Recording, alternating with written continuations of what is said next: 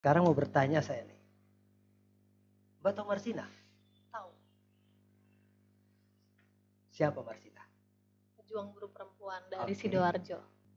Tadi bilang bahwa perjuangan ini konsisten ya. Hmm, Maksudnya tidak ketika duduk tidak memperjuangkan pribadi. hmm, Maksudnya melupakan hmm, gitu. Melupakan yang mengusung. Tidak kan? tidak. Anda kan punya link banyak. Mbak punya link banyak. Buruh itu punya link ke perusahaan-perusahaan segala macam. Ada nggak beberapa perusahaan yang sehati sejalan dengan buruh?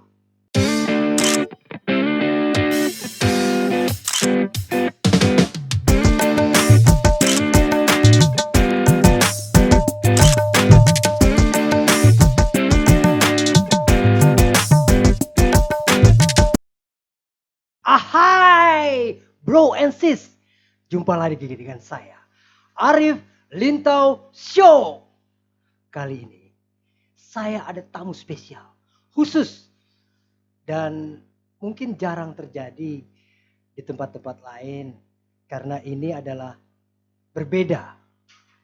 Nah, tamu kita kali ini adalah seorang calon legislatif yang akan naik mungkin sebentar lagi. Insya Allah mudah-mudahan dia kepilih. Dari partai mana? Kita tanya saja langsung. Oke, Assalamualaikum warahmatullahi wabarakatuh. Waalaikumsalam warahmatullahi wabarakatuh. Mbak siapa namanya? Elsa Yulianti. Elsa Yulianti.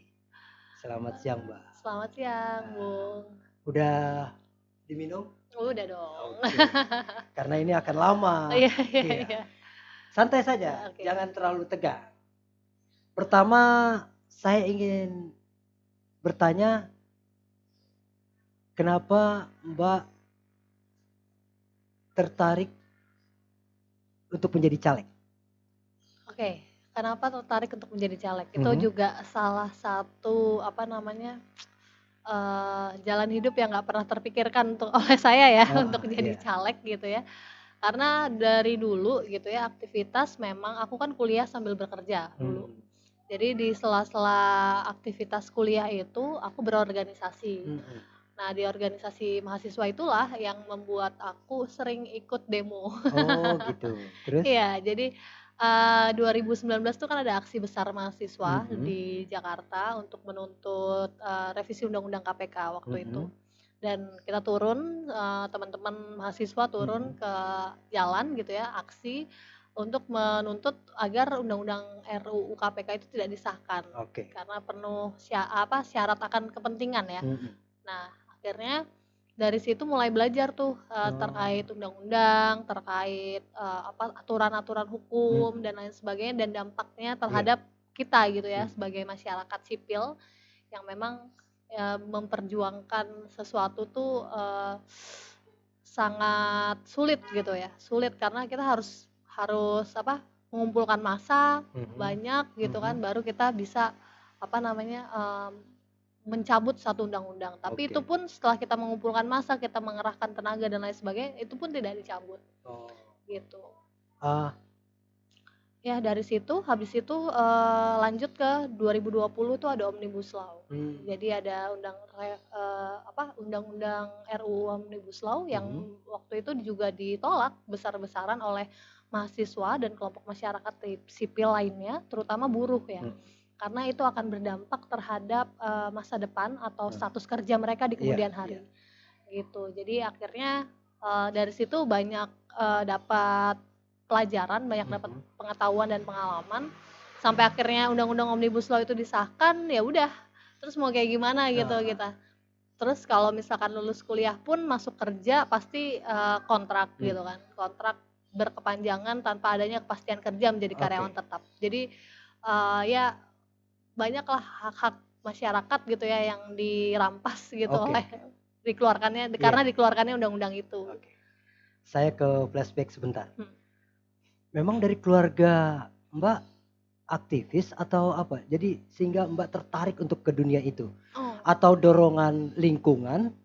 Atau dorongan keluarga? Atau memang dari hati sendiri memilih itu? Dari hati sendiri sih. Oh, Karena orang tua memang, ayah kan sudah pensiun sudah lama dari 2012-an. PNS.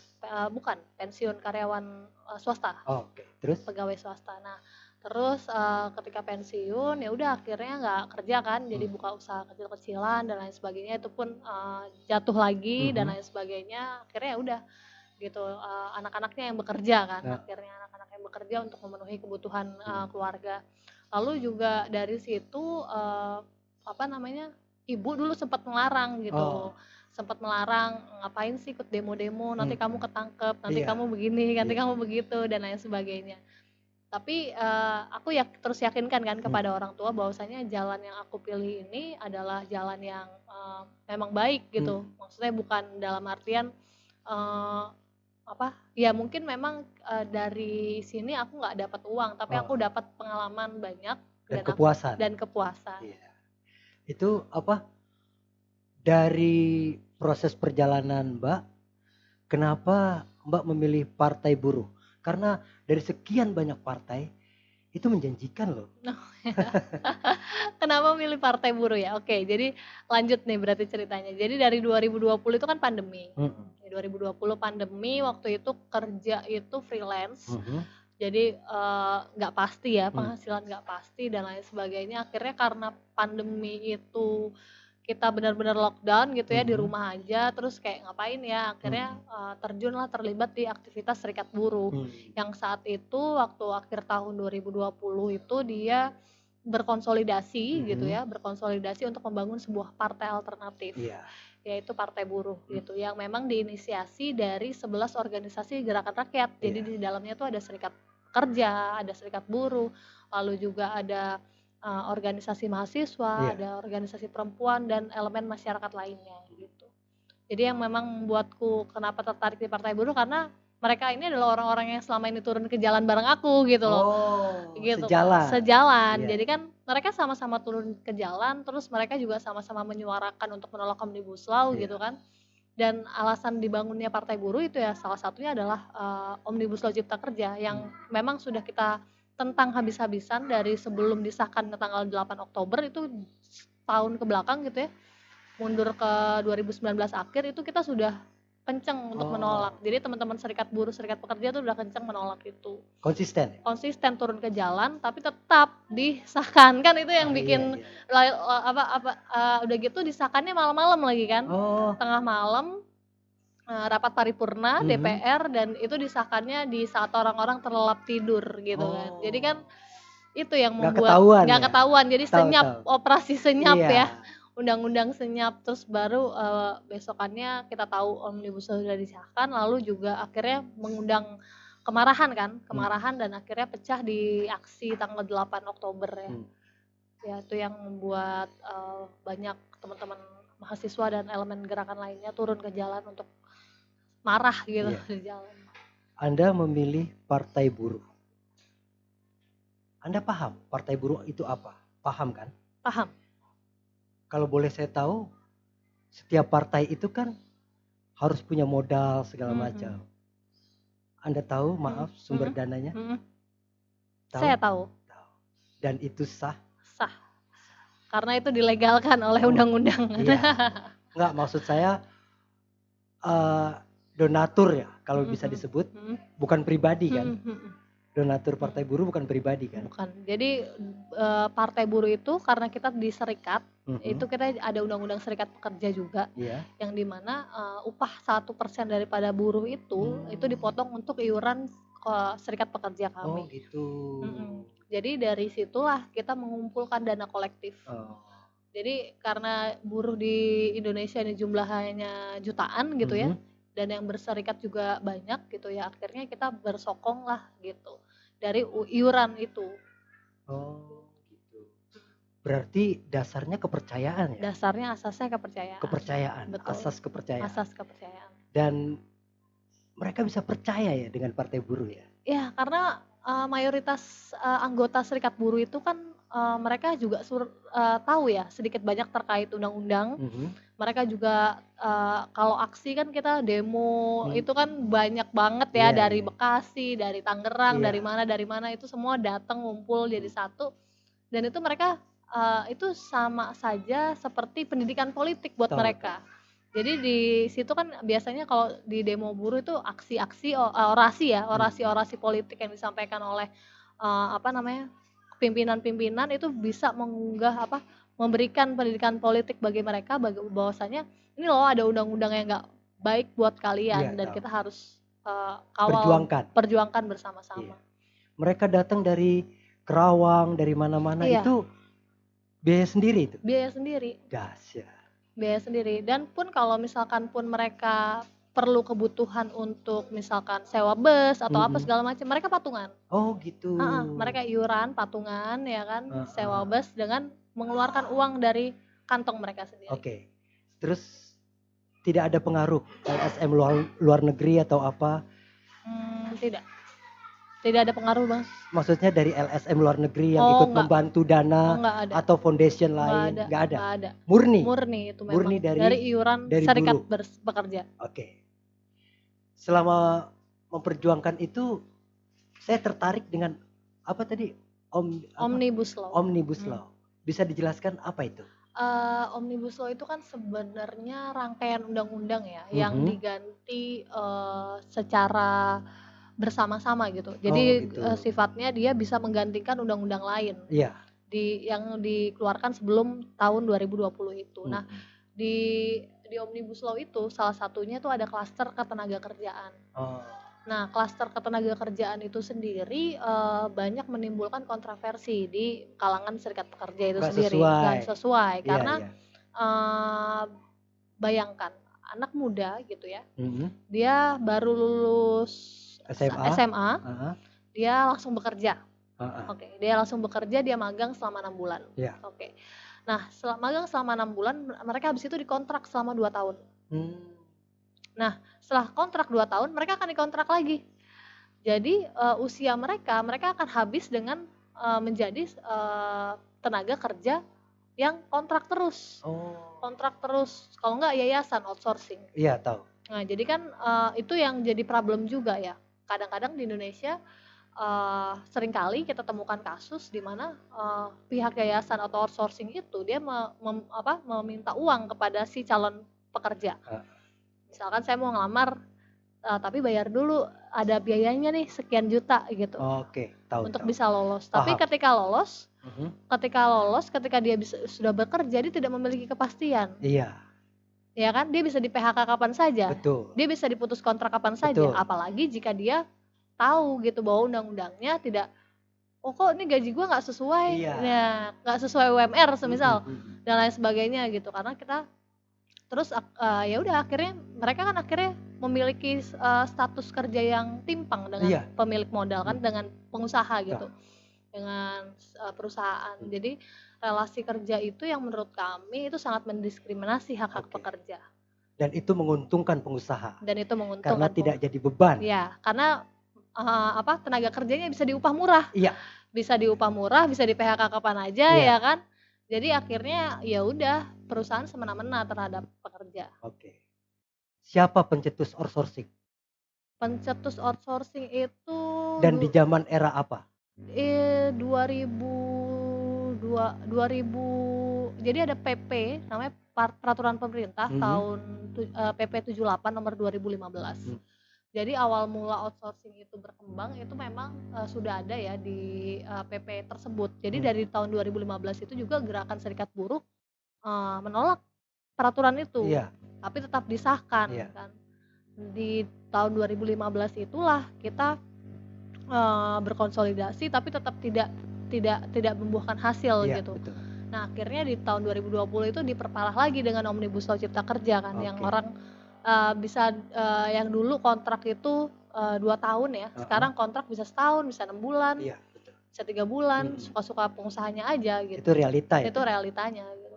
Jadi ya semakin kesini hak-hak kita semakin dikurangi gitu, hak-hak kita semakin dirampas dan makin banyak orang yang menjadi pengangguran atau tidak memiliki kepastian kan. kan nganggur tuh, jadi kan kalau misalkan kita kontrak gitu 2 tahun gitu di satu perusahaan, ya kita kan kalau misalkan anak muda ya, ini aku kalau lagi-lagi aku ngomongin anak muda, mereka ada di posisi seperti itu, mereka tinggal di rumah ya bersama orang tua ya kan, sama orang tua dan adik-adiknya misalkan. Nah, terus mereka eee, apa namanya, bekerja tapi tidak memiliki kepastian, berarti kan dia tidak memiliki kepastian juga, kapan dia bisa nabung untuk memiliki rumah, Iya. atau kapan dia bisa nabung untuk, menikah. Karena biaya-biaya itu kan biaya-biaya yang, tidak kecil untuk Iya. dikeluarkan, dan itu kan, butuh kepastian kerja juga yang panjang. Kalau kita ngambil KPR 15 tahun, tapi kita kerja 2 tahun habis itu diputus Selesai. kontrak, selesai kan, nggak nggak bisa ngelanjutin juga KPR, akhirnya balik lagi ke rumah orang tua kan, Oke. ngumpul lagi dia tuh sama anak, sama istri, dan lain sebagainya gitu kan. Oke. Itu saya penasaran, pencetus outsourcing itu siapa? Apakah negeri kita ini membuat peraturan outsourcing menyontek negara lain atau memang ini dalam negeri sendiri? Kalau ngomongin itu nggak bisa terlepas ya dari, bagaimana situasi internasional juga tuh, Bung. Jadi Oh, kalau misalkan, kita kan tahu ya maksudnya di, internasional itu juga Indonesia itu masih menjadi negara yang sifatnya dia, negara dunia ketiga lah ya, ya. jadi negara berkembang. Nah, biasanya negara berkembang itu ya, masyarakatnya banyak, sumber daya alamnya melimpah, Melimpah, dan, itu SDM-nya rendah. SDM-nya rendah, Tahu. ya kan, SDM-nya rendah, bukan karena SDM rendah itu sebenarnya nggak rendah juga sebenarnya, kalau pemerintahnya mau Oh, mengeluarkan anggaran-anggaran untuk jaminan pendidikan, jaminan kesehatan, Hmm. jaminan-jaminan yang memang sifatnya itu harus didapatkan atau mutlak didapatkan oleh warga negara, Oke. gitu. Jadi kan Berarti siapa tokoh outsourcing yang Anda tuju nih? Yang dia yang tiba-tiba membuat peraturan seperti ini atau mengundang-undangkan seperti ini? kalau tokoh outsourcing ya Kira-kira siapa? karena rezimnya waktu itu adalah 2015 ya, itu Iya. adalah presidennya, kita Iya, tahu iya, siapa iya, gitu iya. kan. Nah itu, ya undang-undang itulah yang menurutku sangat-sangat apa ya, yang akhirnya membuat itu, karena kan presiden itu kan dia memiliki, otoritas tertinggi Iya, ya, hak prerogatif. hak prerogatif Iya, untuk betul. menetapkan atau memutuskan suatu, keputusan undang-undang itu sendiri. Dia bisa mencabut itu karena Iya. dia memiliki kekuatan. Nah, tapi kan kekuatan itu tidak dipergunakan untuk orang-orang yang memang,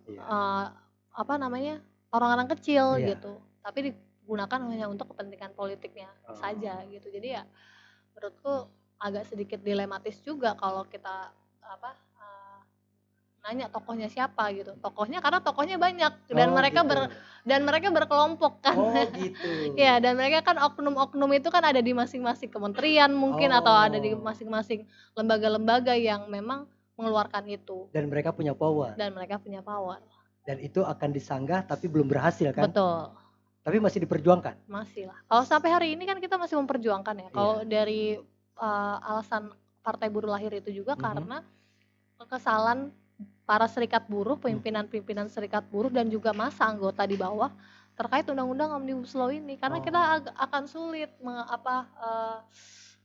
kaderisasi ya, sifatnya tuh kita sulit untuk mengorganisir atau mencari anggota yang akan kita advokasi Iya, di iya. satu perusahaan. Karena ya itu baru setahun kerja udah kontrak, udah putus. Oh, iya. Besoknya nggak diperpanjang gara-gara dia ikut serikat pekerja. Oke. Gara-gara dia pinter, gara-gara Iya, dia iya. bisa ngomong kan, dia bisa melawan perusahaan, Disingkirkan langsung. ya kayak gitulah. Jadi memang, upaya untuk membangun partai ini memang nggak mudah gitu, tapi ya kita coba untuk bagaimana partai ini kita kawal lah bersama-sama gitu ya, untuk bisa memperjuangkan kepentingan kita juga. Oke. Berarti Anda yakin partai Anda ini berpegang teguh untuk membela para pekerja? Iya, Yakin? yakin. Tidak individu ya? Tidak. Oke. Terus bicara mengenai partai buruh, tadi kamu bilang berusaha memperjuangkan segala macam. Itu belum ada kan yang duduk di legislatif? Belum ada. Baru tahun ini ya? Baru tahun ini. Baru tahun ini. Kira-kira beraliansi kemana? Kalau untuk koalisinya kita tidak memutuskan koalisi.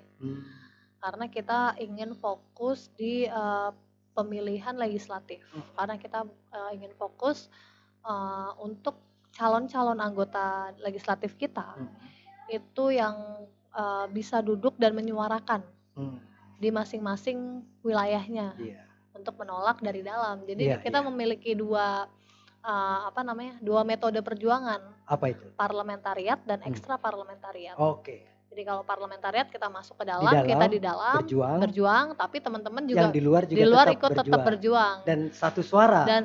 Tidak berbeda kan? Tidak berbeda. Nggak takutnya berbeda setelah duduk. Nah, itu dia. Jadi banyak ya yang yang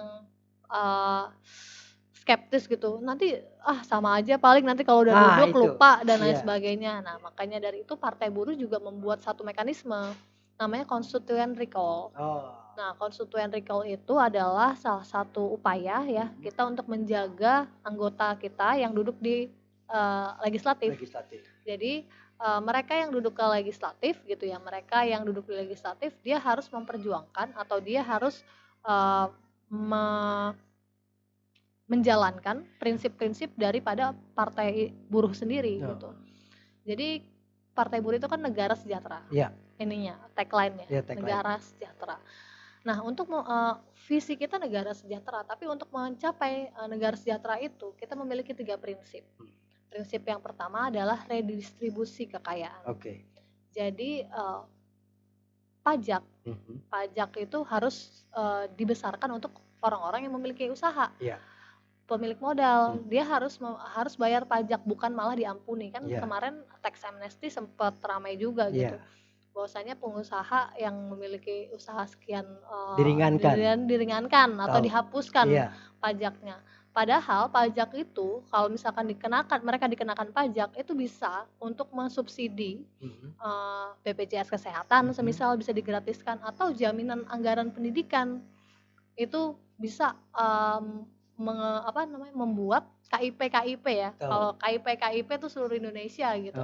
Dan setiap anak atau warga yang golongan menengah ke bawah gitu, mereka bisa mengakses pendidikan tinggi tanpa harus membayar. Ini kedengarannya klise ya buat saya. Semua partai, hampir semua judulnya makmur sejahtera, mensejahterakan, memakmurkan.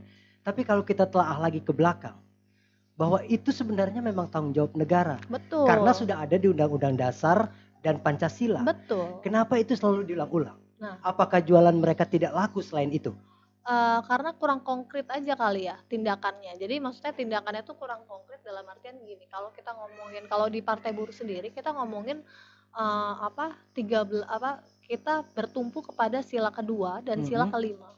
Kemanusiaan yang adil dan beradab dan keadilan sosial bagi seluruh rakyat Indonesia. Nah, di sila itu kan masih abstrak tuh, Bung. Kalau kita lihat sila itu kan abstrak. Nah, kita ejawantahkannya melalui tadi redistribusi kekayaan, salah satunya. Yang kedua, kesetaraan kesempatan.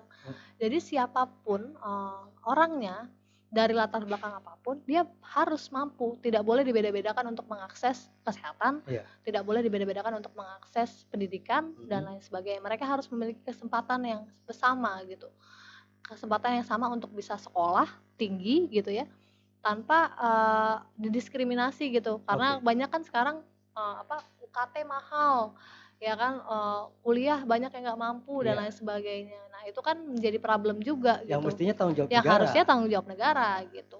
Lalu yang ketiga itu ada tadi prinsipnya, yang pertama redistribusi, yang kedua kesetaraan kesempatan, dan yang ketiga itu tanggung jawab publik.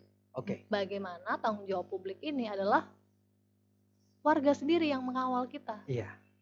Gimana sih caranya? Ya itu tadi, partai harus memiliki satu konsep bagaimana kalau dia nggak bertanggung jawab gitu.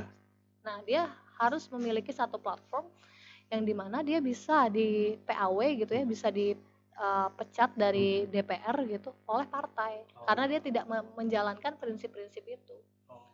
Nah, jadi dari tiga prinsip itu diturunkan lagi. Kalau di Partai Buruh kita turunkan lagi jadi 13 platform perjuangan. Ya, salah satunya itu tadi jaminan sosial, jaminan sosial universal terkait jaminan perumahan, jaminan pendidikan, jaminan kesehatan, jaminan air bersih, ya kan, dan jaminan pengangguran. Oke. Kalau dilihat ya Hmm. dari dulu, saya selalu bukannya sok tahu, tapi saya suka membaca. Seperti di agama saya, sama kan agama kita ya. Sama. Ada tulisannya, ada kata ikro di situ. Selalu Membaca. Betul. Saya membaca yang ada di atas itu para pengurus negara ini. Saya yakin intelektualnya tidak kurang. Dan saya yakin mereka mengerti apa yang harus mereka lakukan. Betul. Cuma pemahaman tentang undang-undang dasar dan Pancasila itu agak melenceng. Padahal pendiri negara ini sudah berbuat sebaik mungkin dengan hati dan pikiran yang jernih agar Indonesia hebat. Baguslah pokoknya. Nah, menerjemahkannya pada saat ini selalu menyimpang. Sementara intelektual mereka oke. Kira-kira di mana kelemahan mereka? Di keberpihakan. Oke. Mereka tidak berpihak kepada rakyat kecil. Tapi ingat, negeri ini bukan dibangun oleh sekelompok. Betul. Negeri ini dibangun dari semua rakyat Indonesia. Betul. Tidak kelompok, tidak organisasi, tidak apapun. Betul. Apalagi partai. Betul. Bukan. Ini dibangun oleh rakyat Indonesia. Nah seharusnya. Tiba-tiba yang terjadi, yang kamu bilang tadi. Iya. Yang Mbak bilang tadi, iya, sorry. Iya. Untuk keberpihakan. Iya, keberpihakan. Sementara ini untuk kemakmuran semua loh. Iya, betul. Bukan untuk kayak kelompok-kelompok tertentu. Betul.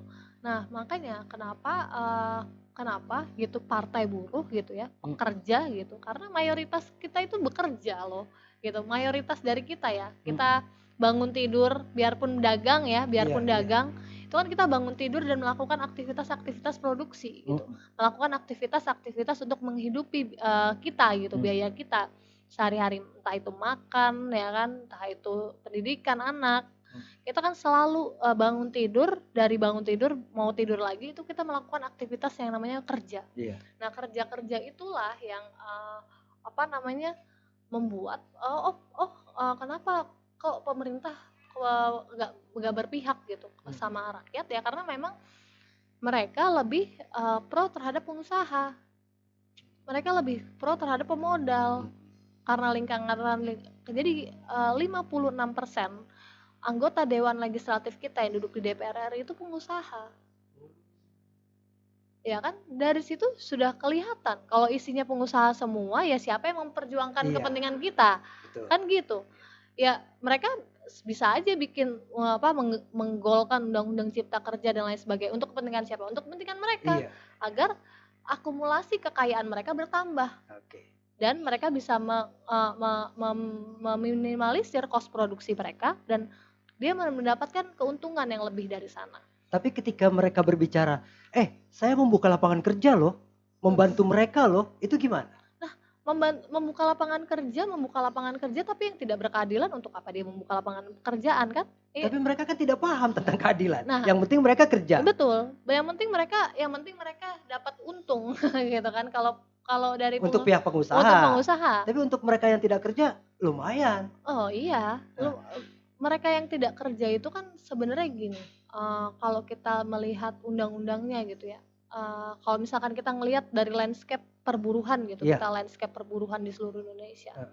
Kita nggak kurang-kurang kok Bung, sumber daya alam kita tuh banyak. Oh iya, itu pasti. Itu pasti. Saya yakin. Nah, tapi siapa yang menguasai sumber daya alam itu?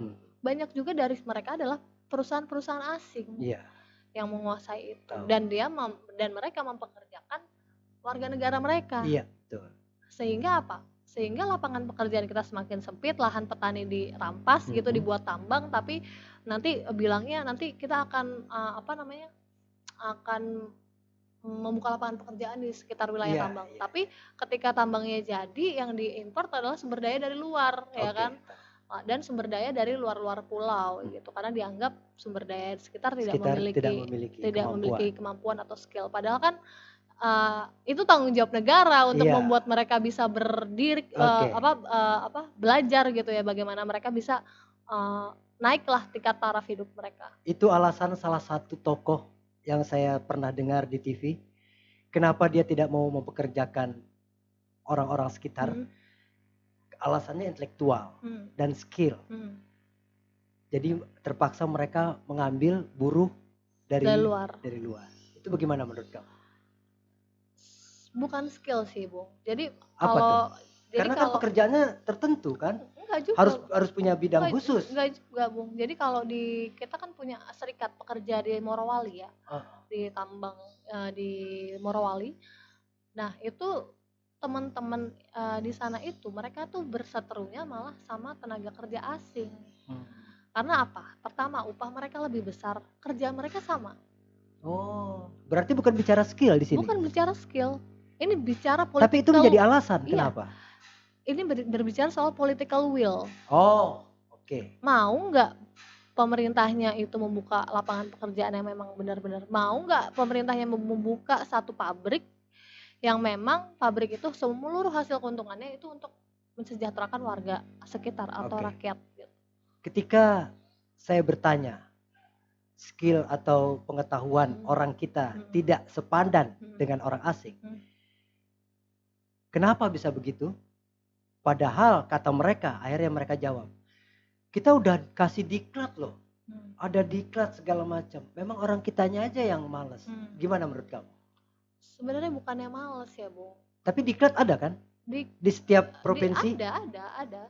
Cuma kan maksudnya bukannya males, mereka itu aja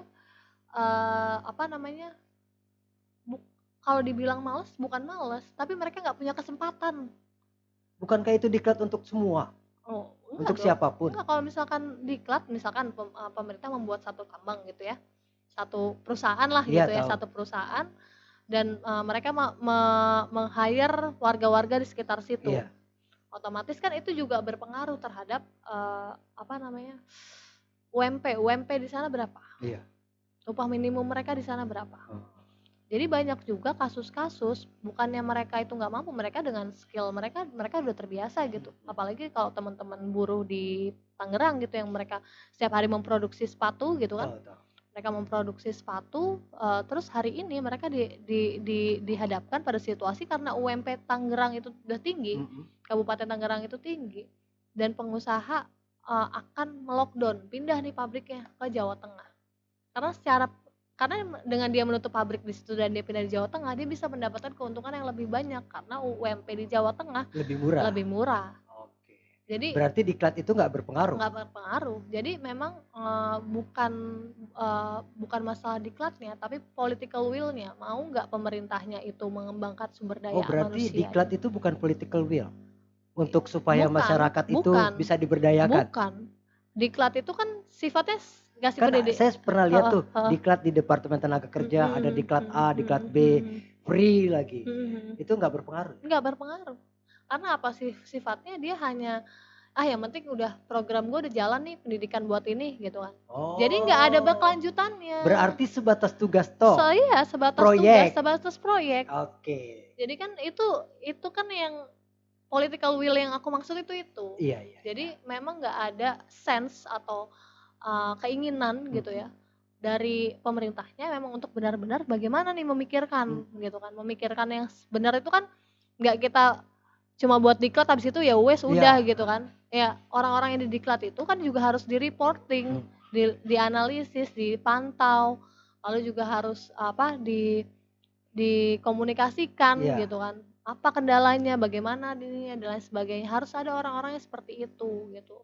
Harus ada lembaga-lembaga yang mau seperti itu. Oke. Partai buruh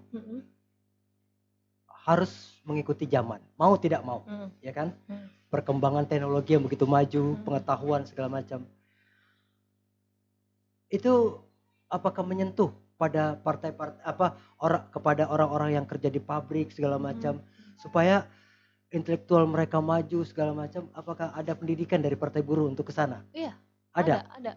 Kita itu jadi supaya tidak ketinggalan zaman dan tidak dibohongi. Betul. Jadi di serikat kita kan rutin melakukan pendidikan. Pendidikan dan itu untuk siapa aja? Dan itu untuk anggota di masing-masing serikat kita. Oh gitu. Tapi kalau untuk Partai Buruh kita juga buka secara luas dan untuk free, umum dan free gitu. Seperti besok acara yang akan diselenggarakan juga kita acara free semua, Bung. Jadi memang nggak ada yang bayar gitu. Karena memang kita mikir ya, orang-orang itu kan datang ke kita gitu, ke orang-orang itu kan masuk jadi anggota serikat pekerja, itu kan berarti ada sesuatu yang ia ingin tahu, Iya. ya kan. Nah, dari organisasi itulah yang akan bertanggung jawab bagaimana nanti ke depannya dia bisa memberikan pendidikan politik untuk buruhnya. Kenapa sih harus melalui jalur politik? Iya. Kenapa sih kita harus berjuang melalui parlemen dan ekstra parlemen gitu? Presentasi. Presentasi dan lain sebagainya. Dan itu kita kita terus kita gaungkan gitu, terus kita berikan kepada anggota. Presentasi itu sampai nggak ke pabrik-pabrik, ke Iya, apa? sampai. Dan yang pihak pabrik mengizinkan itu? Enggak dong, kalau gitu kan kita bikinnya di satu tempat. Oh, di satu tempat. Ya, misalkan Tidak pendidikan kilat. Bukan di tempat kerjanya? Bukan, jadi kita punya misalkan sekretariat kita atau kita bikin pendidikan kilat di lokasi-lokasi yang memang kebetulan dari Partai Buruh itu kita punya Pusdiklat. Oke. Jadi salah satu federasi kami lah, salah satu konfederasi unsur pendiri itu punya Pusdiklat. Punya Pusdiklat. Nah, Pusdiklat itulah yang kita gunakan untuk memberikan materi-materi pendidikan. Dan selain itu sekarang jangan lupa juga sekarang zaman online. Iya. Kita setiap hari Bung itu kita nge-zoom dan kita pendidikan melalui online, melalui Zoom meeting. Ya karena maaf ya, saya terenyuh juga kalau melihat buru-buru gitu kan, pabrik kerja di pabrik pulang rumahnya keadaan itu, sementara daya pengetahuan dan intelektualnya tidak mumpuni gitu. Itu tersentuh sama buruh? Tersentuh. Oke. Dan jadi kan ketika dia memiliki keinginan untuk mencari tahu, berarti kita harus support keberanian. Iya. Kita harus support keberanian. Selain keberanian, kita juga harus support pengetahuan. Oke. Sehingga apa? Sehingga di kemudian hari dia bisa mengadvokasi dirinya dia sendiri, atau dia bisa membantu setidaknya lingkungan masyarakat sekitar di wilayahnya dia. Betul. Paling tidak ketika ada demo, terus salah satu buruh yang ikut aksi demo tertangkap atau diciduk, dia bisa mempertanggungjawabkan apa yang dia demo. Betul. Maksudnya tidak cuma ikut-ikutan. Iya, betul. Nah, itu pendidikannya maksud saya. Iya, betul. Iya. Ya, jadi itulah pentingnya kenapa kita membangun itu dari organisasi. Kita membangun dari organisasi untuk penguatan siapa? Untuk penguatan organisasi kita. Penguatan pengetahuan, penguatan kemampuan keberanian dan lain sebagainya, itu kita harus support terus. Sehingga dia pede. Iya. Ketika dia jadi anggota legislatif, dia sudah punya pendidikan, dia nggak kosong gitu. Dan dia tahu apa yang dia perjuangkan untuk masuk ke dalam parlemen gitu. Saya mau singgung tentang, tadi kita bicara tentang pekerjaan atau partai. Kembali ke personal. Saya mau singgung ke personal. Apakah di Partai Buruh ada pendidikan akhlak, mental, moral, dan segala macam yang berhubungan dengan sisi manusiawi, agar dia tidak rakus, tidak korup, tidak nakal, tidak segala macam, dengan punya moral yang baik? Iya. Ada pendidikan itu? Ada. Kita membuat pendidikan itu dan kita latih juga, Bung. Kita punya yang namanya organisasi sayap. Organisasi sayap itu kalau di Partai Buruh itu ada Jamkes Watch ya. Jadi dia adalah jaminan kesehatan watch. Jadi kalau misalkan Bung sekarang mau menggunakan BPJS gratis ke rumah sakit, itu karena dulu zaman tahun 2012 buruh itu demo untuk menuntut undang-undang BPJS itu disahkan. Dan kesehatan itu bisa diakses oleh orang-orang yang memang latar belakangnya dia tidak memiliki uang dan lain sebagainya. Itu secara fisik? Maksud saya secara mental? Nah, secara mental kita latih. Setelah kita kita bisa mampu mendorong undang-undang BPJS, kita buat yang namanya sayap, namanya Jamkes Watch. Itu untuk memantau, untuk melihat bagaimana kondisi jaminan sosial ini dinikmati atau berjalan diakses, atau tidak. Ya berjalan untuk masyarakat dan lain sebagainya. Dan kalau misalkan kalau semisal BPJS kesehatan ini nggak berjalan gitu di masyarakat, kita bisa menuntut ke lembaga-lembaga terkait karena kita memiliki pengetahuan terkait itu. Kalau menurut saya semestinya tidak ada BPJS karena udah tanggung jawab negara. Iya. Siapapun sakit mesti ada free. Yes. Mestinya. Nah, harusnya kan free. Harusnya free. Dulu tuh kita tuntutannya tuh sampai gratis. Gitu. Siapapun. Siapapun gratis. Yang penting punya WNI. Ya, yang penting punya KTP. Iya, ya WNI. Kan? WNI. Nah, akhirnya di sering berjalannya waktu ada namanya UHC. Jadi Universal Healthcare namanya. Nah, itu jadi undang-undang internasional yang udah diadopsi di beberapa wilayah kabupaten kota di Indonesia. Salah satunya Kota Depok, terus Kota Bogor, lalu Kota Bekasi dan juga Kabupaten Bekasi gitu ya. Nah, UHC itu apa sih? UHC itu bisa berobat pakai KTP. Gratis dibiayai oleh BPJS, oleh negara. Ya kan, oleh lembaga negara. Nah, sampai hari ini nih yang agak sedikit meresahkan juga karena aku dari kemarin turun dapil juga melihat banyak masyarakat yang notabene kurang mampu, dia tidak memiliki akses terhadap BPJS gratis. Jadi BPJS-nya tuh kebanyakan nunggak. Jadi mereka buat yang mandiri, terus habis gitu nggak pernah dipakai, akhirnya nunggak.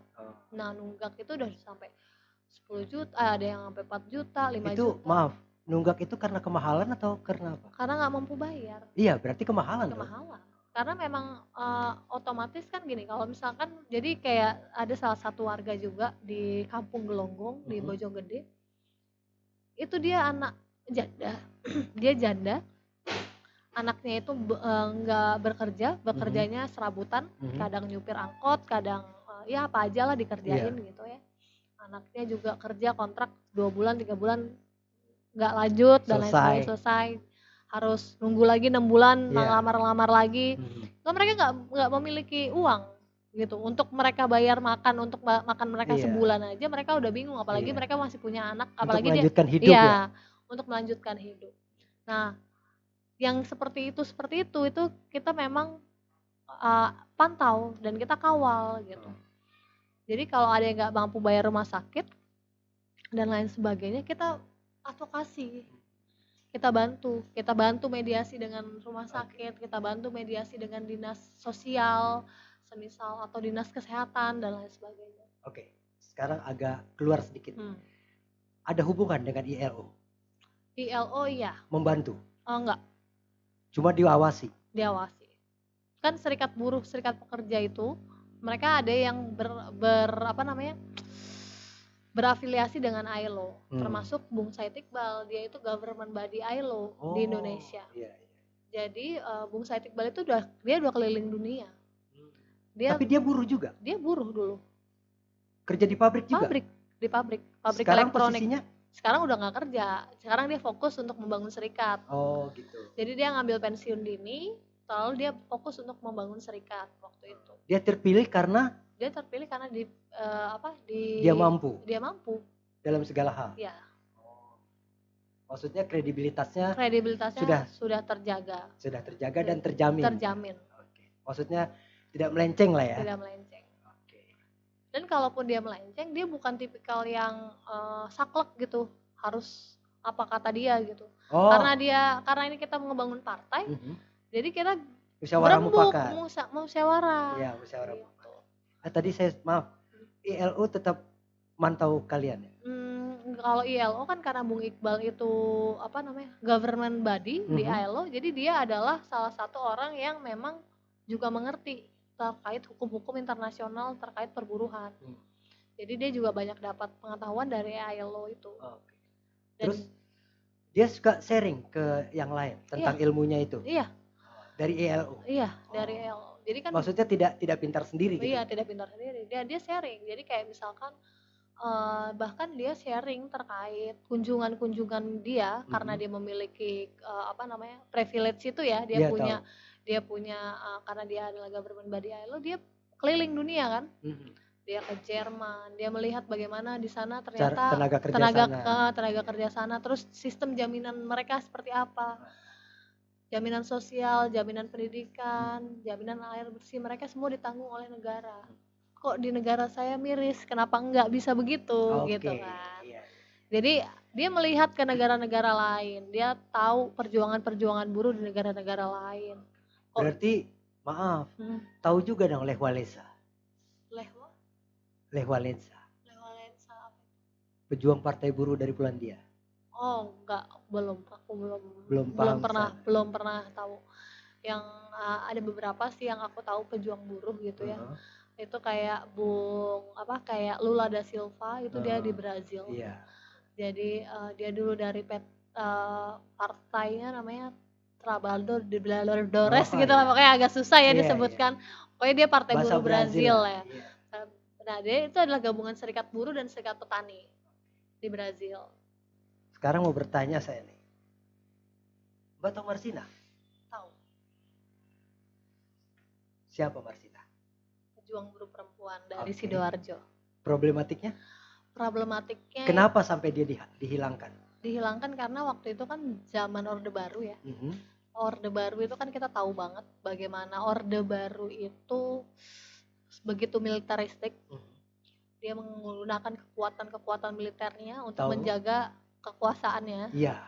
Nah, di Sidoarjo itu Marsina itu kerja di pabrik Alroji, namanya PT CPS. Iya, betul. PT CPS itu adalah salah satu pabrik yang tidak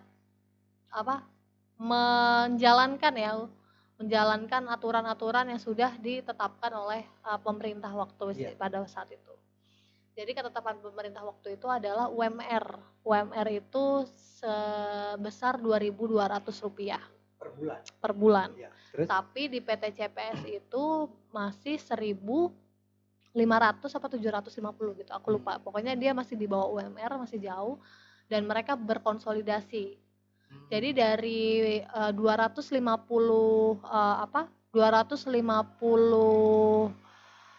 pekerja, 250 buruh yang ada di pabrik CPS itu 200-nya mogok ikut demo, dan salah satunya adalah Marsina. Dia adalah salah satu orang yang vokal untuk memimpin aksi di demo pada saat itu. Nah, tahun 1993 tubuhnya ditemukan di sawah dalam kondisi keadaan luka memar, mengenaskan. Tahu. Dan kemaluannya dimasukin sesuatu ya kan, seperti pistol, entah pistol atau tongkat atau apapun. Nah itu, dan dia mengenaskan lah tubuhnya. Itu karena Marsina itu adalah salah satu yang vokal ketika hari pertama mereka aksi 200 orang di depan pabrik. Akhirnya Dandim ya dulu zaman dulu, Kodam dan lain sebagainya itu menghampiri perusahaan dan mengajak mediasi. Cuma mediasinya kok sama militer, bukan sama dinas ketenagakerjaan. Betul. Kan itu yang agak sedikit nggak masuk akal gitu ya. Akhirnya disuruhlah teman-temannya Marsina itu ya, yang termasuk korlap aksi dan lain sebagainya, untuk mengundurkan diri dari perusahaan dan mencabut tuntutan. Gitu. Tapi akhirnya nggak diam aja di situ Marsina. Kok mau sih, jangan, harusnya kita nggak boleh gini segala macam. Dia salah satu yang vokal dan akhirnya dia diculik. Setelah hilang 3 hari ternyata tubuhnya ditemukan di sawah. Di sawah. Pada era itu, di zaman itu, di mana tokoh-tokoh buruh yang lain selain Marsina? Apakah belum ada yang memperjuangkan seperti itu? Apakah hanya Marsina di Indonesia, atau waktu itu ada cuma tapi senyap. Iya, senyap. Tidak seeksis Marsina. Kenapa? Tidak seeksis karena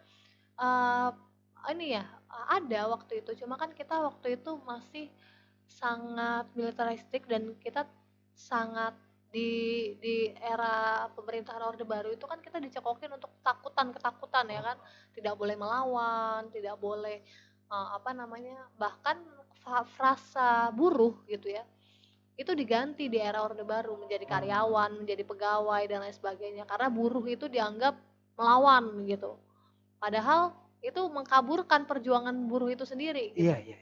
Gitu. Tapi tadi Mbak bilang dicekoki segala macam, kenapa tidak terjadi pada Marsina?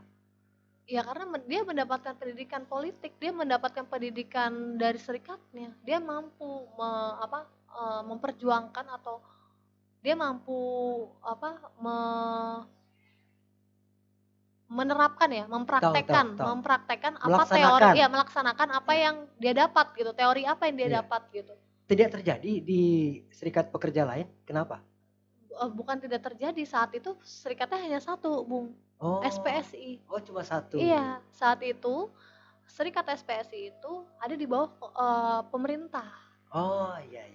Jadi Di bawah naungan Depnaker. Ya, di bawah naungan Depnaker. Dan itulah yang membuat ya kenapa mereka tidak banyak bersuara. Ya karena ketika mereka bersuara, mereka akan dihabisi.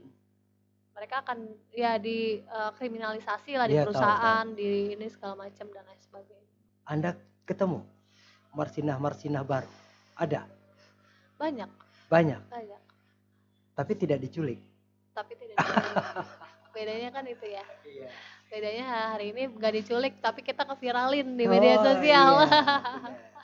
Tapi kan bukan tambah eksis itu kalau diviralin. Ya kalau ya belum tentu juga. Kadang-kadang kan viral itu menipu ya. Maksudnya viral tuh kadang-kadang viral nih, tapi ada lagi lain yang viral juga. Jadi konsentrasinya terbelah gitu atau terpisah. Jadi emang membuat viral itu juga perlu tantangan tersendiri dan pengetahuan yang lain gitu terkait bagaimana media sosial dan lain sebagainya.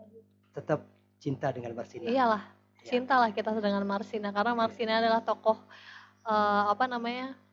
pejuang buruh perempuan ya. Oke. Yang dimana kita tahu perempuan gitu ya, perempuan itu kan dianggap sebelah mata gitu ya, dianggap dia tidak bisa apa-apa gitu kan, cuma masak dan urusan domestik gitu kan. Betul. Tapi ternyata nggak seluruh perempuan tuh kayak gitu. Ini ada loh perempuan yang dia juga bisa masak, dia juga bisa ngurus anak, dia bisa kerja dan dia bisa berorganisasi.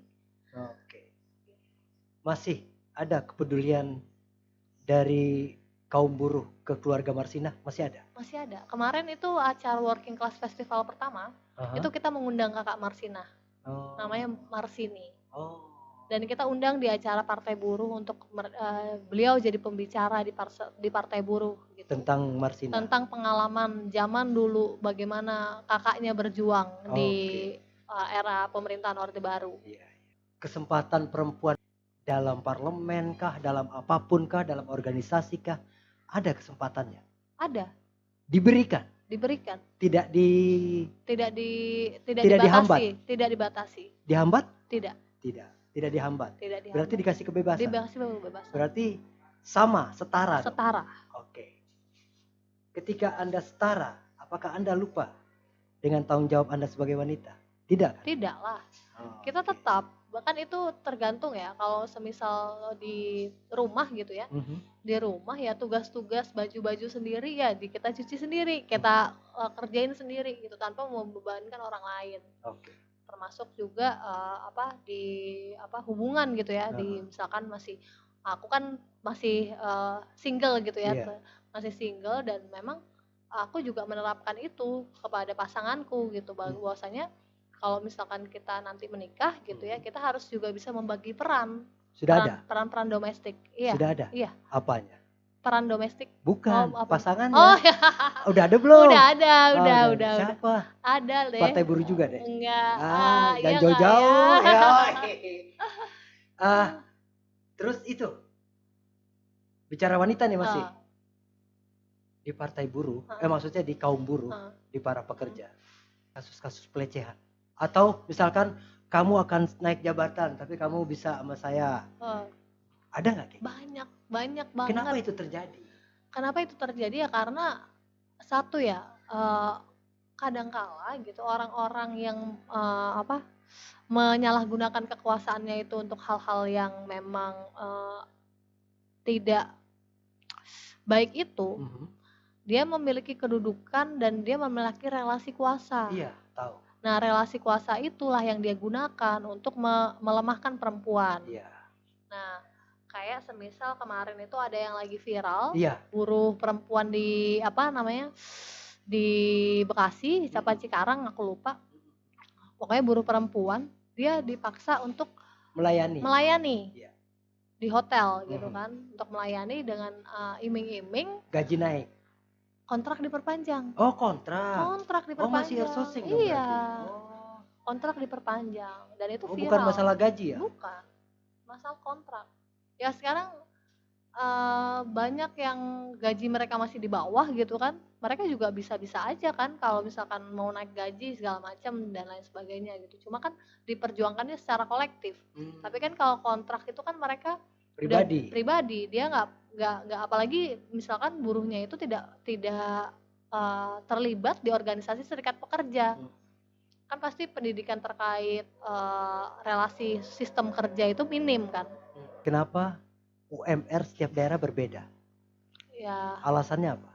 nah itu dia, itu kan ada yang namanya kebutuhan hidup layak. Kalau UMP UMR itu biasanya ditetapkan dari teman-teman serikat buruh serikat pekerja, itu kita membuat penetapan UMR itu berdasarkan kebutuhan hidup layak di masing-masing wilayah.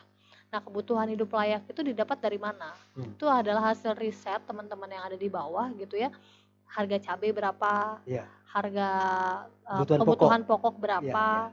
Lalu harga kebutuhan sandang berapa nih, baju yang dia peruntukkan dan lain sebagainya. Nah, itulah yang awalnya menjadi pondasi penetapan UMP dan UMR di masing-masing wilayah. Nah, hari ini diganti undang-undangnya semenjak Omnibus Law ini, Bung. Jadi ditetapkannya berdasarkan inflasi. Nah, itu kan udah nggak rasional, orang kebutuhannya kita buat kehidupan sehari-hari kok disandingin dengan inflasi, kan itu nggak fair gitu ya, nggak fair karena nominalnya rendah, nominal kenaikannya rendah jika dikalikan dengan inflasi. Tapi kalau misalkan dari buruh sendiri kita menuntut kenaikan upah setahun gitu ya, itu 15%, 15-20%. Kenapa kita tuntut 15-20%? Karena ya kita tahu sendiri, telur harganya 30.000, nggak turun-turun, ya kan, minyak sekilo 30.000, nggak turun-turun, cabai bisa sekilo bisa 40.000, ntar turun, ntar naik lagi, itu kan nggak stabil. Yang kemarin nih, yang akhir-akhir ini beras sekarang lagi mahal. Tahu. Ya kan, yang dulu harga kita bisa makan beras yang kualitas biasa itu 9.000 per liter, sekarang jadi 11.000, 12.000. Iya, betul. Dan itu kan juga membebani gitu ya bagi teman-teman yang memang upahnya nggak naik gitu. Ini pemikiran saya ya. Bisa nggak di flat gaji se-Indonesia, UMR di flat misalkan 7 semua? Menurut kamu bisa nggak? Bisa aja, asal pemerintahnya balik lagi, political will-nya pemerintahnya mau nggak seperti itu. Kan masalahnya nggak ada yang ngedorong Kembali itu lagi dong. Iya, nggak ada yang ngedorong. Oke. Dan nggak ada yang memperjuangkan. Kalau saya bilang flat, kamu setuju? Aku nggak setuju. Secara pribadi aku nggak setuju. Kenapa? Karena mereka kan buruh semua, kerja di pabrik semua. Dengan pengorbanan yang sama, capek, shift segala macam. Kenapa nggak di flat? Nggak setuju. Tapi di luar jaminan sosial ya. Iya. Maksudnya gaji tok gitu, gaji pokok di flat. Kenapa? Nggak bisa semudah itu juga kita flat. Kan kita juga harus lihat juga perusahaannya, apakah perusahaan itu memang perusahaan yang sustain ataukah perusahaan itu perusahaan menengah gitu ya. Levelnya menengah, atau dia nasional, atau dia internasional atau multinasional. Paling enggak setiap orang mau bikin perusahaan, dia harus bisa menyamakan perusahaan yang sudah ada. Paling tidak itu usaha itu, paham nggak maksudnya? Jadi dia bisa menghargai para buruh, bahwa buruh itu tidak semudah itu kamu dapatkan. Jadi harus flat. Flat kenaikannya. Kalau kenaikannya flat aku sepakat. Kalau gajinya? Kalau gajinya kan pasti berbeda-beda tuh di tingkatan di daerah. Maksudnya flat itu bagian buruh ke bawah misalkan, di luar kepala bagian lah, buruh. Itu 7 juta se-Indonesia. Menurut kamu gimana? Ya aku sepakat. Aku sepakat bahkan. Kalau misalkan kita mau bilang gitu ya, Bu. Itu di luar jaminan loh. Iya, di luar jaminan. Kalau kemarin kita hasil analisis kita aja, kenapa upah buruh itu harus naik 15-20%? Karena untuk mencapai Indonesia emas di 2045 yang dicanangkan oleh pemerintah gitu, itu memang kenaikan upah buruh itu harus sebesar 15-20%. Karena kan ada target di 2045 itu gross domestic brutonya Indonesia gitu ya, pendapatan per kapitanya harus sekian. Nah, gimana bisa mendapat target pendapatan per kapita Per kapita itu itu kalau upah buruhnya naiknya cuma 3%, 2% gitu. bertahap dan sedikit. gitu. Tahu. Kalau kenaikannya sedikit ya berarti otomatis dia tidak akan mampu untuk membiayai kebutuhan hidupnya. Dia pasti akan konsumsi yang belanja produksi ya, belanja minyak goreng, belanja ini segala macam pasti akan dikurangi. Oke. Dan itu juga mengurangi tingkat pendapatannya dia gitu kan, biaya hidupnya dia. Ini misalkan kamu demo ke pabrik, suatu pabrik, ya, kamu demo ke suatu pabrik, atau semua buruh demo. Tiba-tiba yang kamu demo itu perusahaan asing. Nah, setelah terjadi sering demo di Indonesia kepada perusahaan asing, tiba-tiba dihengkang, nggak mau investasi lagi di negeri ini. Apa Antisipasinya? Ya itu, makanya itulah peran serikat pekerja di sana. Kan peran serikat pekerja, peran serikat buruh, ya, peran partai buruh itu memediasi antara pihak pengusaha dan pihak serikat buruh gitu. Kita membuat kesepakatan agar tidak hengkang dan kedua belah pihak dapat menerima keputusan. Buruh dapat menerima dan bekerja, pengusaha juga dapat melakukan aktivitas investasinya gitu. Itu kan sebenarnya harus dilihat atau harus rajin-rajin kita mendorong. Kalau pemerintahnya kebanyakan pengusaha ya dia pasti juga akan perspektif pengusaha gitu. Kembali kan lagi ke tadi. Iya. Cuma kalau misalkan pemerintahnya itu ada yang dia lahir memang dari pekerja gitu, dia pernah merasakan bagaimana susahnya nggak bisa makan, atau dia susahnya sesek-sesekan nih setiap hari naik KRL gitu kan. Berarti harus ada yang dianggarin nih buat transportasi publik gitu, diperbaiki dan lain sebagainya. Itu kan buat kemaslahatan rakyat kan, buat kemaslahatan masyarakat yang menggunakan. Tapi kan sampai hari ini belum ada tuh, maksudnya yang dia memang punya keberpihakan terhadap masyarakat atau mayoritas kelas pekerja di Indonesia. Itu. Jadi bisa nggak akan terjadi nggak kira-kira kalau kamu duduk nih, udah berhasil misalkan, Bismillah ya, duduk, kamu bisa menghilangkan Omnibus Law, outsourcing, bisa? Kalau Omnibus Law itu kan bisa dihilangkan di nasional ya. Iya. Jadi punya keputusan tertinggi tetap DPR RI. Iya. Nah, DPRD itu sifatnya mendorong. Cuma itu memberi pengaruh aja. Memberi pengaruh, ya kan? Pertama memberi pengaruh dan kita bisa membuat perda. Tapi kita memiliki otoritas di wilayah kita untuk membuat peraturan. Berarti otonom. Iya. Nah, itu kan kita bisa mengajukan peraturan-peraturan yang memang berpihak kepada kelas pekerja. Semisal seperti apa? Jaminan kesehatan. Kenapa di Depok sudah bisa berobat pakai KTP, di Kabupaten Bogor belum? Iya. Betul. Ya kan? Ada pertanyaan itu kan? Iya. Nah, lalu kenapa semisal di Depok kok biaya anggaran untuk pendidikannya sekian, kok kita cuma dapat sekian? Iya. Kemana sisanya? Kemana APBD kita? Atau disubsidi ke tempat lain? Iya. Atau apa? Itu kan politik anggaran. Bagaimana kita bisa mengakses politik anggaran di wilayah kita kalau kita nggak masuk ke sana? Kan kita harus masuk dulu baru tahu nih, anggaran pendapatan daerah kita sekian. Dipergunakan untuk ini, untuk itu. Berapa orang dari kamu untuk DPRD? Partai buruh. Iya, yang mau masuk ke sana. Ya, 9 orang. 9. Paling tidak 9 orang itu bisa menggoyahkan lah ya. Iya, paling tidak bisa menggoyahkan atau memberikan dampak lah ya, biarpun dampaknya itu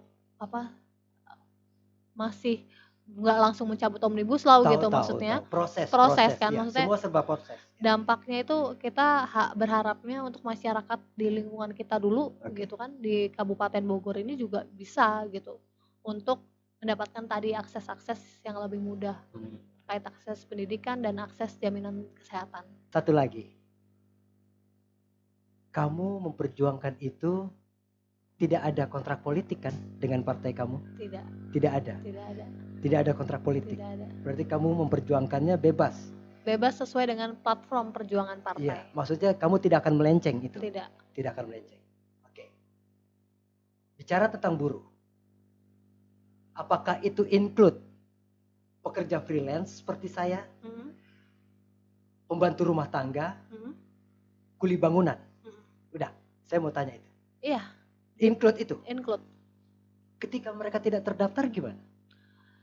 Jadi Apakah kalian menyentuh mereka untuk bergabung atau menjemput bola maksudnya? enggak, jadi Atau kamu biarkan aja? jadi gini, partai buruh itu terdiri dari organisasi-organisasi yang tadi aku sebutkan. Paham, ya. Nah, organisasi itu salah satunya itu juga ada organisasi Jala PRT. Jadi memang organisasi yang fokus memperjuangkan hak-hak isu-isu pekerja rumah tangga. Ada itu? Ada. Oh. Jadi selain Jala PRT, jadi advokasi rumah tangga, mereka memperjuangkan disahkannya Undang-Undang Perlindungan Pekerja Rumah Tangga atau RUU PPRT. Itu sudah 19 tahun Bung mereka mendorong itu, tapi belum sampai hari ini belum disahkan oleh DPR. Yeah. Sehingga akhirnya mereka memutuskan untuk masuk ke Partai Buruh dan memperjuangkan itu secara politik di parlemen. Lalu ada teman-teman Jaringan Rakyat Miskin Kota. Iya, tahu. JRMK. Nah, Jaringan Rakyat Miskin Kota ini juga sama. Mereka orang-orang freelance, mereka orang-orang serabutan, ya mereka yang tinggal di kontrakan-kontrakan kumuh gitu ya. Mereka masuk menjadi anggota dewan, jadi calon anggota dewan. Dan kepentingannya apa ya? Kepentingannya kita harus mampu membuat anggaran atau politik anggaran itu diperjuangkan untuk sebagaimana kaum-kaum kita gitu. Iya. Orang-orang yang memang kita lihat sehari-hari gitu. Tadi bilang bahwa perjuangan ini konsisten ya. Maksudnya tidak ketika duduk tidak memperjuangkan pribadi. Maksudnya melupakan. Gitu. Melupakan yang mengusung. Tidak kan? Tidak. Anda kan punya link banyak. Mbak punya link banyak. Buruh itu punya link ke perusahaan-perusahaan segala macam. Ada nggak beberapa perusahaan yang sehati sejalan dengan buruh? Maksudnya ikut memperjuangkan buruh. Oh iya, gue harus begini. Tapi maaf, karena perusahaan gue kecil, gue nggak bisa naikin gitu misalkan. Ada nggak kayak? Nggak ada, jarang. Nggak ada. Jarang. Kalau ada pun, belum pernah sih aku dengar. Malah perusahaan itu ya berjarak sama buruh. Semestinya kan sehati itu. Iya, harusnya kan karena sehati. saling membutuhkan. Betul. Tapi yang aku lihat selama ini di pengalamanku di serikat pekerja ya berjarak mereka. Dan mereka resisten bahkan sama serikat-serikat yang memang suka demo. Serikat-serikat yang memang dia aktif turun. Makanya dia biasanya buat serikat-serikat tandingan tuh di perusahaan. Iya. Serikat SPTP namanya, serikat pekerja tingkat perusahaan. Biasanya itu serikat-serikat yang dibangun oleh perusahaan untuk menandingi serikat pekerja yang melawan itu. Jadi black campaign. Jadi black campaign-nya di bawah itu seperti itu. Enggak. Ini lucu ini. Ini lucu. Ada apa tadi saingan lah istilahnya ya kan. Lucunya begini buat saya. Ketika perusahaan punya buruh-buruh yang cerdas, buruh-buruh yang intelektual, yang suka menuntut dengan keadaan, berarti kan itu teguran untuk perusahaan. Betul. Iya kan? Betul. Teguran untuk perusahaan untuk lebih memperbaiki kinerjanya. Kenapa tidak dirangkul bahwa perusahaan gue nih punya karyawan orang-orang oke semua loh, jangan macam-macam sama gue. Mestinya dia bangga seperti itu. Kenapa digeser? Padahal kalau mereka dirangkul di segala macam, otomatis perusahaan itu akan naik. Oke lah, dari sumber dayanya akan tinggi, ya kan? Cara kerjanya segala macam. Karena mereka kan punya wawasan dan segala macam lebih satu tingkat daripada yang lain. Kenapa tidak dirangkul? Ya karena dia oleh perusahaan itu misalkan. Karena dia mampu mempengaruhi yang lain untuk memperjuangkan atau menuntut hak yang setara dengan yang lainnya. Tapi kan mitra perusahaan. Iya, cuma kan tetap aja itu akan mengurangi keuntungan perusahaan kalau dia minta gaji lebih. Oke, kan solusinya bisa begini. Hmm. Kalian menuntut, kami dari perusahaan ingin merangkul kalian karena kalian orang-orang hebat Hmm. yang mempunyai dedikasi yang oke, intelektual kalian oke. Tapi berhubung perusahaan kami belum, kan dia buka tuh pemasukan segala macam, dia buka, ya kan? Belum mencukupi untuk memenuhi tuntutan kalian. Kalian bisa bersabar, tapi kami harap tetap di sini gitu.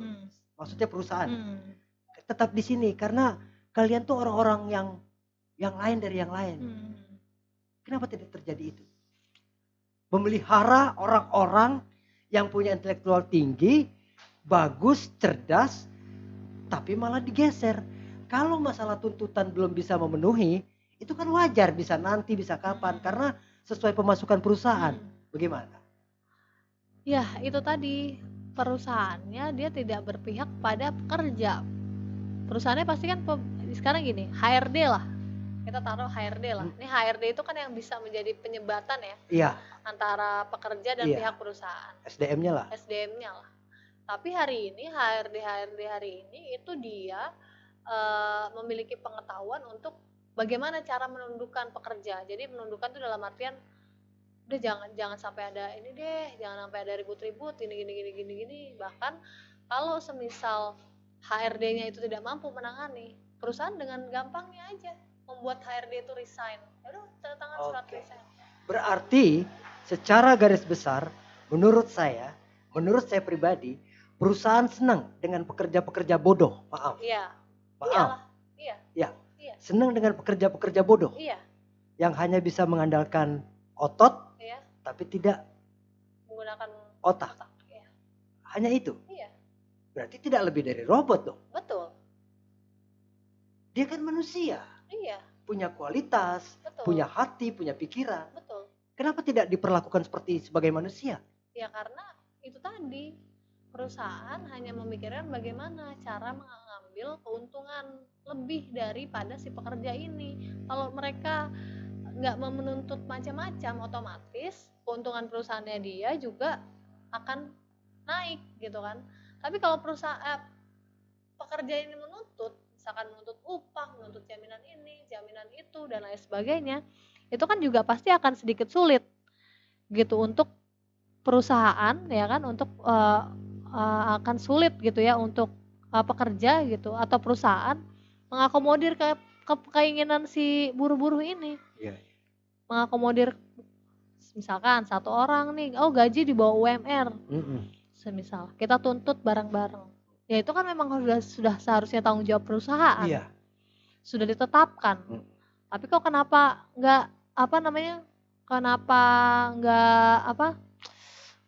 nggak dipenuhi gitu. Terus kita minta dong laporan keuangan perusahaan mana. Kalau memang perusahaan rugi dan tidak mampu membayar upah selisih kami atau upah kurang bayar kami dan lain sebagainya, itu kan harusnya perusahaan mampu membuka akses itu terhadap pekerja. Tapi kan sampai hari ini banyak juga perusahaan-perusahaan yang nggak melakukan itu. Yang saya tahu, nih saya buta ya, yang saya tahu baru sedikit pengetahuannya. Yang saya tahu, setiap perusahaan bisa maju karena SDM-nya. Bukan semata-mata hasil produksi. Betul. Tapi SDM. Betul. Ketika SDM-nya terjamin, tersentuh hatinya, maksudnya diikat dengan rasa, bukan dengan uang ya, dengan rasa, itu akan mencintai pekerjaannya. Benar nggak? Betul. Kenapa tidak dilakukan itu? Ya karena cost-nya mungkin terlalu besar. Cost perusahaan yang harus dikeluarkan. Untuk memenuhi kesejahteraan pekerja itulah. Kalau saya ulang lagi nih ya, kalau kesejahteraan itu kan bisa bertahap, tapi merangkul secara manusiawi para buruh-buruhnya, kenapa tidak dilakukan? Kenapa selalu berjarak antara lu anak buah gua, lu jangan macam-macam? Kenapa selalu ada dialog itu? Bukannya kita setara loh, cuma kerja yang membedakan kita cuma pekerjaan.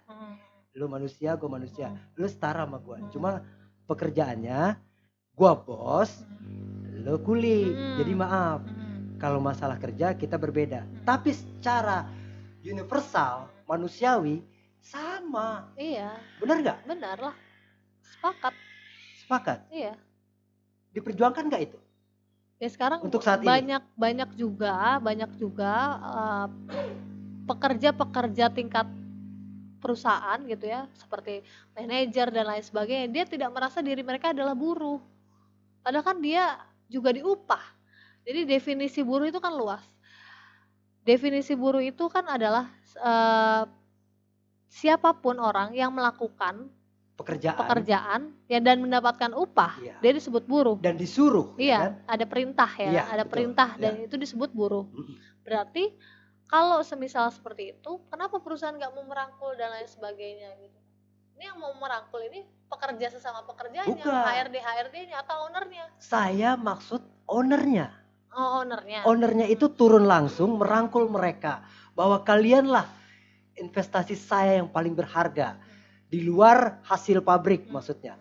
Ya kan? Di luar dari benda-benda yang tidak bergerak itu. Maksudnya secara manusia. Kalianlah keluarga saya. Kenapa tidak terjadi itu? Jarang banget ya kayak gitu. Kalau saya mungkin ada, cuma aku nggak tahu ya karena belum pernah dengar gitu ya. Jarang sekali ada yang seperti itu gitu loh. Mau merangkul karena ketika mereka merangkul dan banyak permintaan gitu ya kan, otomatis banyak juga uang yang akan dia keluarkan, sehingga mereka berpikir oh lebih baik gue berjarak aja, nih gue suruh anak-anak buah aja yang nanganin. Saya agak nggak setuju ya. Kenapa selalu penyelesaiannya dengan uang? Ketika kita berbicara tentang hati, uang itu belakangan. Menurut saya ya, nggak tahu ya kalau yang lain. Ketika berbicara dengan hati dengan ada silaturahmi segala macam, ketuk hatinya berapa ngobrol segala macam, kayaknya nggak berpengaruh deh uang. Iya. Kenapa selalu buruh itu selalu berbicara tentang uang nominal, sementara kejadian yang semestinya terjadi itu mereka merangkul hatinya dan supaya dia tidak merasa terhina gitu. Maksudnya oke, lu miskin secara ekonomi, lu sengsara secara ekonomi, lu ngontrak. Tapi secara manusia, lu gue hargai. Maksudnya paham nggak? Paham. Cuma tuh kan kadang banyak juga perusahaan yang memang ada beberapa perusahaan yang dia mau gitu bermediasi dengan kita gitu, para pekerja di serikat pekerja.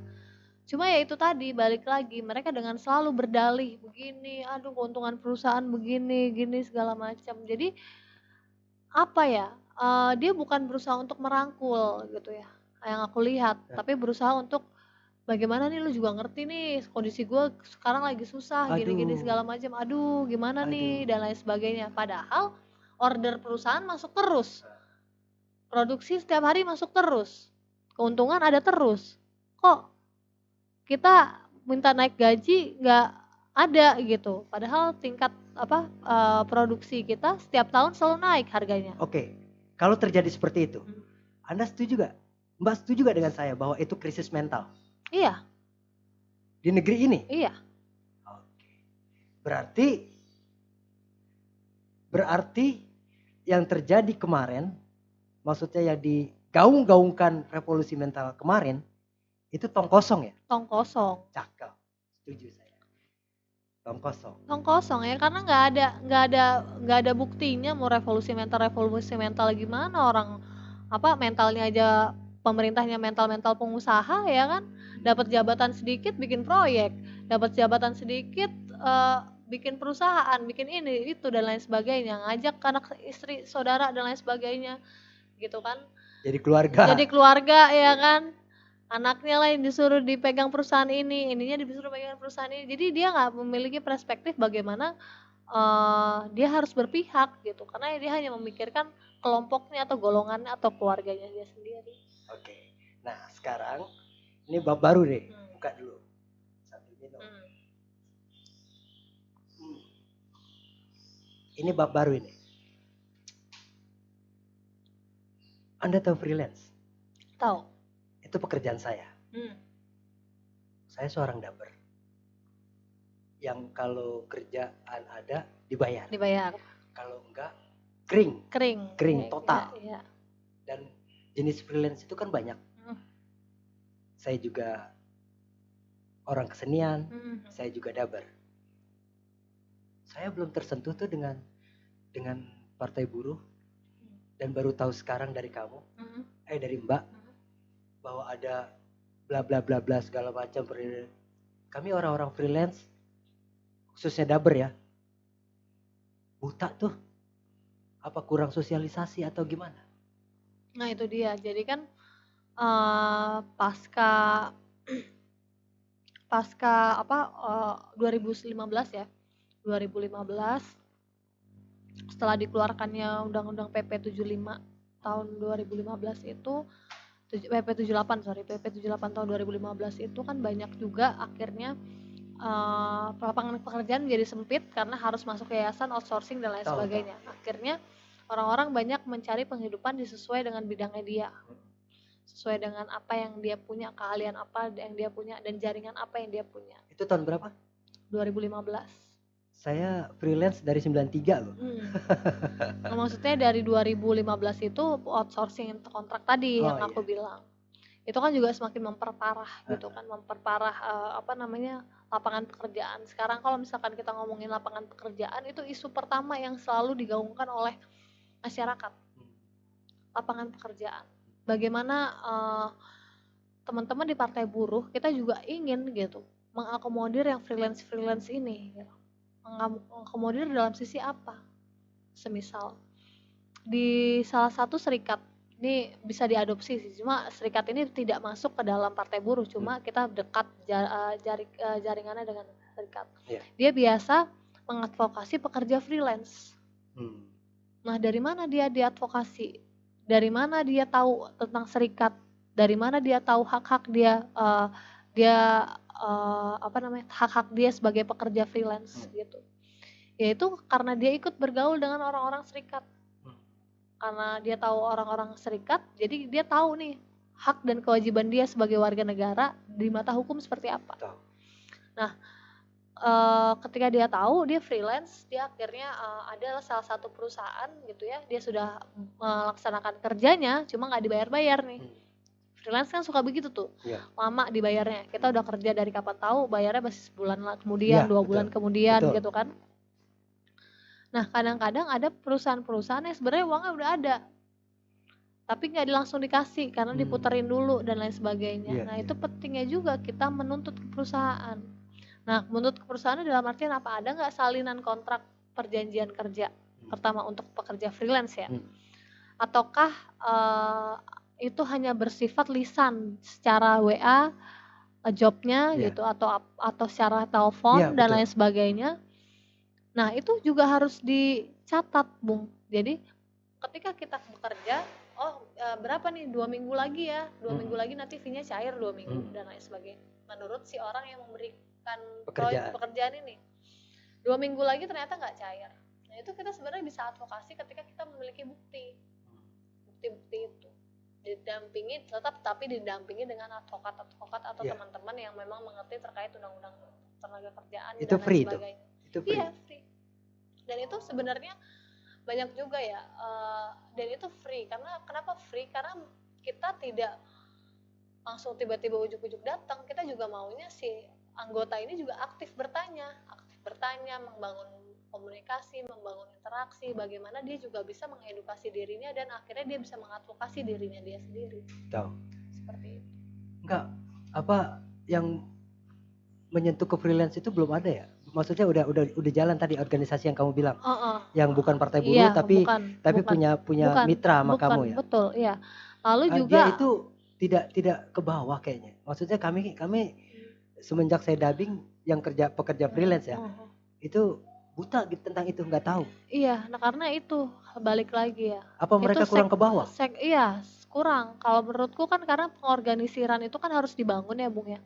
Misalkan komunitas daber gitu kan. Punya. Komunitas selain itu mungkin komunitas seni gitu dan lain sebagainya. Sebenarnya kan kita harus merangkul. Iya. merangkul semua kan. Tapi itu enggak. Dan mereka mereka fokus tuh di pekerja film. Oh. Jadi malah di kru-kru film dan lain sebagainya yang Tahu, kerja tahu. 24 jam Paham. dan lain sebagainya. Itu kan mereka mengadvokasi, makanya dia menuntut hak bagaimana pekerja film itu kerja 12 jam maksimal Iya. gitu. Sekarang kan mereka bisa kerja 24 jam. Oh, sangat. Iya kan? Dan setiap Sabtu Dan disuntik. setiap Sabtu itu dia. Maksudnya itu kan rentan bagi kesehatan mereka juga akan Tahu. mempengaruhi kesehatan dan lain sebagainya. Nah, akhirnya ya itu tadi, makanya kenapa ada segmen-segmen yang kita advokasi. Cuma memang belum masif, iya, karena juga keterbatasan pertama. Kita memiliki sangat banyak sekali keterbatasan ya kan. Kalau kita punya punya anggaran gitu, kayak negara gitu, kita punya anggaran dan lain sebagainya, kita bisa tuh membuat program-program untuk penguatan kan. Tapi sekarang kan teknologi udah canggih, misalkan lewat aplikasi atau apa gitu, nggak ada. Ada di media sosial kan kita selalu menyuarakan itu. Cuma mungkin segmennya, karena sekarang balik lagi kalau ke media sosial itu kan kita ngelihat per segmen kan. Iya. Segmennya orang itu memang suka atau enggak terkait isu-isu itu. Oke. Kan sekarang gini, kita buka HP itu kita sekarang buka HP udah disuguhin sama apa yang kita suka aja. Misal kita suka bola atau kita suka otomotif. Ya yang keluar di sosial media kita, yang keluar iklan-iklan dan lain sebagainya. Saya buka, saya lihat, saya sukanya kamu. Iya. Iya. Minum lagi. Iya. Oke.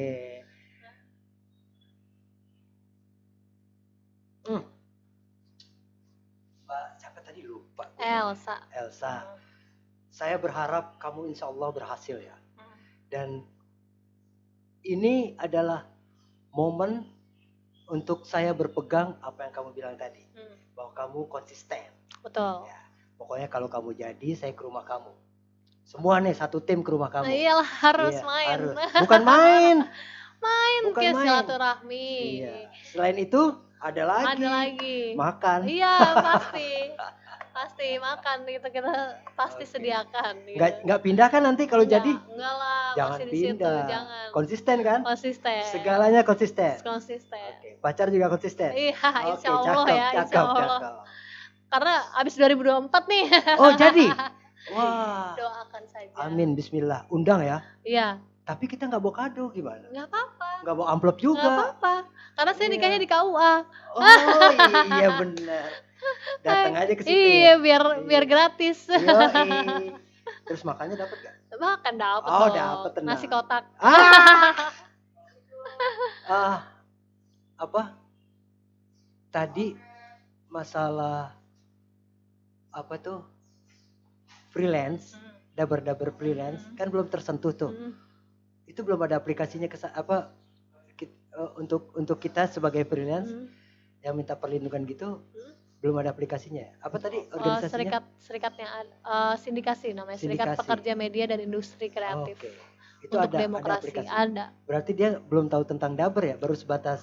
Iya, baru sebatas orang film. Iya, baru sebatas pekerja film. Karena ternyata sekarang gitu ya, yang aku lihat itu semakin banyak jenis-jenis usaha atau pekerjaan-pekerjaan yang memang dia tidak terafiliasi dengan langsung perusahaan.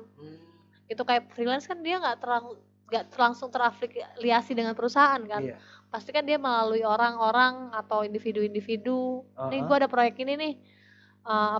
Proyek edit video ini nih gitu. Misalkan ngedit video ini nih bayarannya segini, bisa nggak gitu kan. Jadi sifatnya perorangan kan.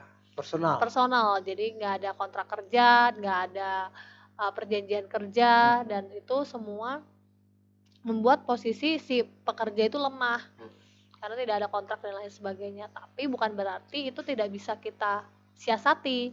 Kalau di mata hukum kan asal kita punya bukti. Iya, harus ada otentik. Bukti otentik itu kan bisa mulai dari screenshot WA, bisa dari rekaman telepon dan lain sebagainya. Itu kan juga bisa menjadi bukti. Bisa otopsi. Iya. Jangan dong, jangan otopsi, udah meninggal dong. Oh iya. Nggak berjuang lagi nanti. Iya, jangan lah. Saya dukung. Serius. Iya. Asal ngerti aja. Iya. Tapi kalau saya ngomong begitu, asal ngerti aja, itu pamrih. Bukan dari hati. Betul. Kalau saya dari hati. Nggak pamrih. Serius. Oke, Oke, Mbak Elsa. Elsa, terima kasih Heeh. sudah datang ke sini. Heeh. Alhamdulillah, Mbak sudah menyempatkan waktu ngobrol sama kita-kita ini yang orang ya masih kurang gitu. Kurang segalanya. Kurang ekonomi, pokoknya kurang Sama deh. saya juga caleg kurang. Iya. Kurang duit, ya Iya. kan, kurang tidur, kurang Tapi di semua. antara kekurangan bisa menjadi suatu kelebihan. Betul. Insya Allah. Insya Allah. Terima kasih. Terima kasih. Assalamualaikum warahmatullahi wabarakatuh. Waalaikumsalam warahmatullahi wabarakatuh. Hai bro and sis, sampai jumpa. Dadah.